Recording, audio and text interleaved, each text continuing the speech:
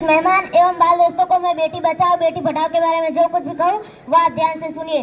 दर्द भरी दास्तां लेकर माँ की गोद में आई हूँ, दर्द भरी दास्तां लेकर माँ की गोद में आई हूँ।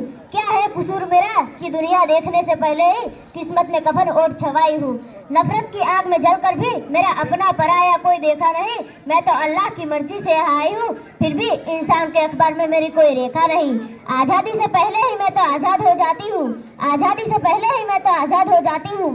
बस एक दुआ है मेरी रब से कि जुदा न कर मुझे अपनों और पराये से, क्योंकि अहल्या, द्रौपदी, सीता, तारा, मंदोदरी की महक से इस भारत देश की धरती आज भी सुगंधित है। क्योंकि जिस देश में गंगा बहती है उस देश की बेटी कहती है मुझे आगे बढ़ना है, मुझे आगे बढ़ना है, क्योंकि मुझे भी जीवन जीने का अधिकार है।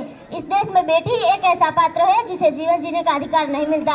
इस देश में यत्र नार्यस्तु पूज्यन्ते रमन्ते देवता, नारी का पूजन होना चाहिए, क्योंकि पीठ के पीछे 2 साल का बच्चा बांधकर लड़ने वाली झांसी भी तो बेटी थी, और आकाश में अपना पहला कदम रखने वाली कल्पना चावला भी तो बेटी थी।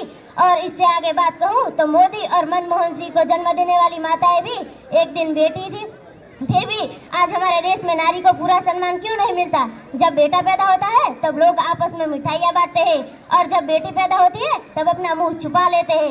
ऐसा भेदभाव क्यों? धन्य हो माता जीजाबाई को जिसने शिवाजी जैसे बेटे को जन्म दिया, और धन्य हो माता पुतलीबाई को जिसने महात्मा गांधी जैसे भक्तों को जन्म दिया, जिसने गोलियों की बारिश में नहाकर भी अपने त्रिरंगे को झुकने नहीं दिया। आज हम यहाँ चैन से सोते हैं और उत्साह के साथ त्योहार मनाते हैं, उसका एक ही कारण है, इस भारत देश की धरती, इस भारत देश की आज़ादी के लिए हमारे देश के कई नौजवान और वीर वीरांगनाएं कुर्बान हो गए हैं। उस कफन में लिपटे हुए शहीदों को हम इतना जरूर कहेंगे कि ए मेरे वतन के लोगों, जरा आंख में भर लो पानी, जो शहीद हुए हैं उनकी जरा याद करो कुर्बानी।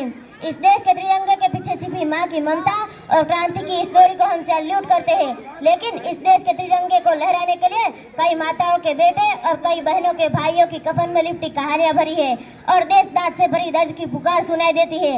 अंत में इतना कहूंगी कि न रही बांस तो बांसुरी कैसे बजेगी, और न रही बेटी तो माँ की गोद भी सुनी रहेगी। अस्तु, जय हिंद, जय भारत।